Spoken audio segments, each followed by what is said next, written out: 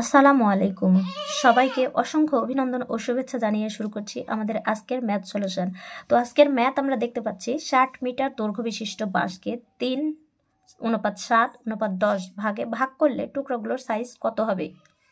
আমি প্রশ্নটি আবারও বলছি, 60 মিটার দৈর্ঘ্য বিশিষ্ট বাঁশকে 3:7:10 ভাগে ভাগ করলে টুকরোগুলোর সাইজ কত হবে। এখানে বাঁশটির দৈর্ঘ্য কত, কল্পনা করি একটি বাঁশ, যে বাঁশের সর্বমোট দৈর্ঘ্য হচ্ছে 60 মিটার। তো এই বাঁশটিকে কয়টি ভাগে ভাগ করা হয়েছে? 3 ভাগে, 3 ভাগ, 7 ভাগ এবং এটা হচ্ছে 10 ভাগ। তো এটা সর্বমোট মিলে 60 মিটার ভাগ করলো, টুকরোগুলোর সাইজ কত হবে। তো এই অঙ্কটি যদি সলিউশন আমরা করতে যাই তাহলে সর্বপ্রথম আমাদের কি করতে হবে? অনুপাতগুলো যোগফল নির্ণয় করতে হবে। সুতরাং অনুপাতগুলোর যোগফল হবে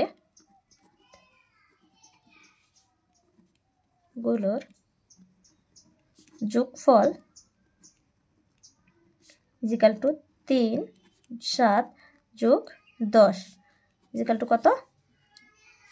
20 মিটার। তো এখন আমাদের বের করতে হবে তিনটা টুকরার সাইজ। তো প্রথম টুকরার সাইজ কত হবে? প্রথম টুকরার সাইজ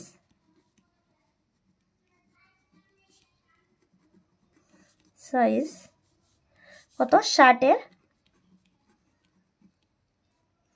যে অনুপাত দেওয়া আছে সেই অনুপাত ভাগ হচ্ছে অনুপাতগুলোর যোগফল 20। তো এটার ক্যালকুলেশন আমরা করব 60 এর মানে গুণন 3 ভাগ 20, 3 20 60, 3 ইকুয়াল টু 9, 3 × 9 মিটার। আমরা কি পেলাম? প্রথম টুকরার সাইজ 9 মিটার। একইভাবে দ্বিতীয় টুকরার সাইজ বের করব। দ্বিতীয় টুকরার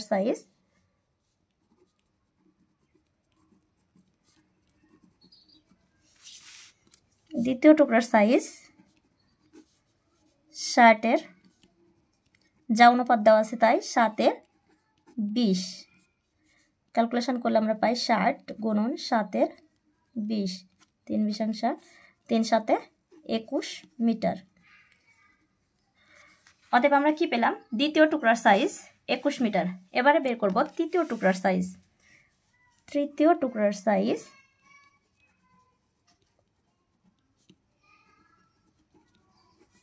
60-এর কত কত অনুপাত দেওয়া আছে? 10-এর অনুপাতের যোগফল 20 ইকুয়াল টু 60 গুণন 10 ভাগ 20, 3 20 60, 3 10 30 মিটার।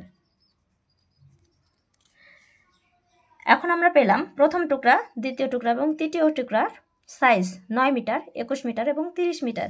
এই 9, 21 এবং 30 আমরা সর্বমোট যদি যোগ করি তাহলে পাবো 60 মিটার। অতএব 60 মিটার দৈর্ঘ্যকে 3 ভাগে ভাগ করা হয়েছে যে অনুপাতে, তা হচ্ছে 3 মিটার, 21 মিটার এবং 30 মিটার। অতএব প্রথম, দ্বিতীয়, তৃতীয়, প্রথম ইজিক্যাল টু 9 মিটার এবং দ্বিতীয় টুকরার সাইজ, দ্বিতীয়টা কত? 21 মিটার এবং তৃতীয় টুকরার সাইজ কত? 30 মিটার। এই ছিল আমাদের আজকের ভিডিও। তো এতক্ষণ আমাদের সঙ্গে থাকার জন্য আপনাদের অসংখ্য ধন্যবাদ।